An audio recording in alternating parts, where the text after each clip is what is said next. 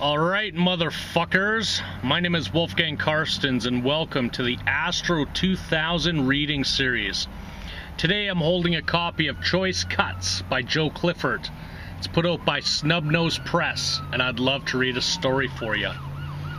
This is called Copperhead Canyon.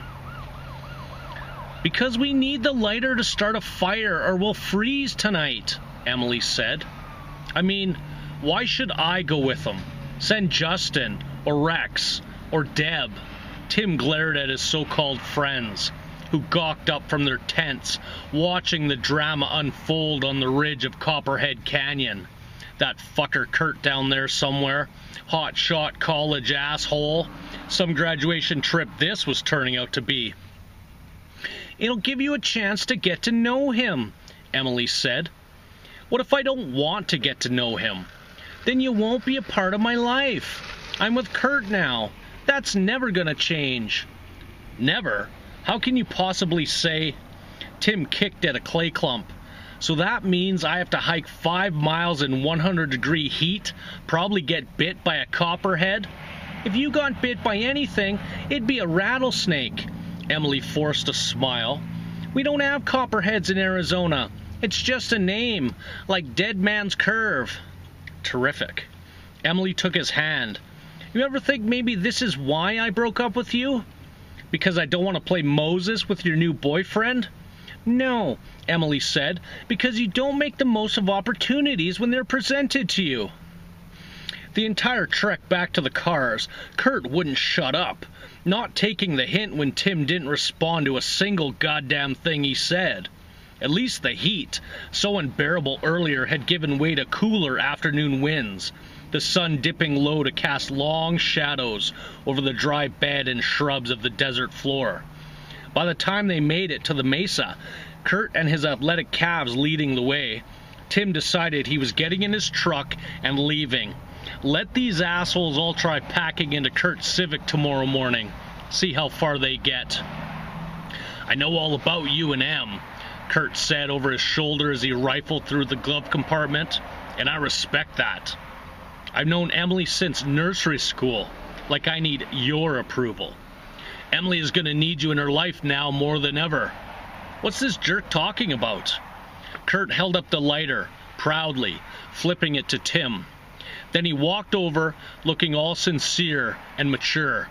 I want you to know, Kurt said, placing a sympathetic hand on Tim's shoulder.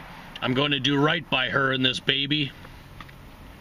Walking back through the canyon, Tim felt numb inside.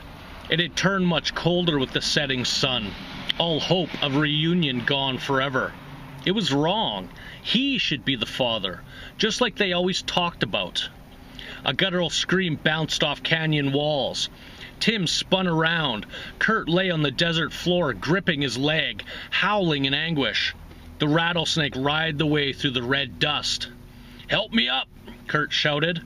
Tim rushed to try and lift him, but Kurt immediately fell back to the ground, crying out and clutching his calf, which was already severely swollen and blistered, oozing gooey white pus. Tim grabbed his cell, frantically pushing numbers. There's no reception down here. No shit, you'll have to climb back up on the mesa to call. Kurt grit his teeth. Go! Tim ran as fast as he could. This wasn't happening. He'd seen people get bitten by snakes in movies, but this was real life. Tim scurried over boulders and squeezed through narrow passages in the rock.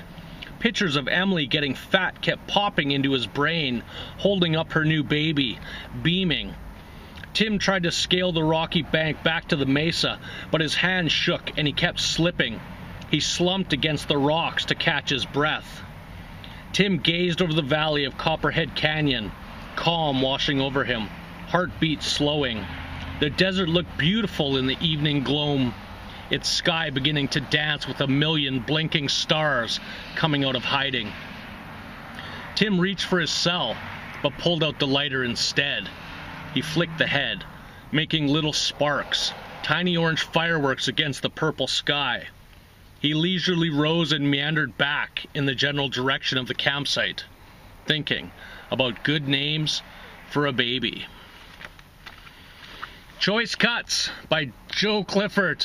This book is going to kick you in your ass. You're going to love it. Check it out.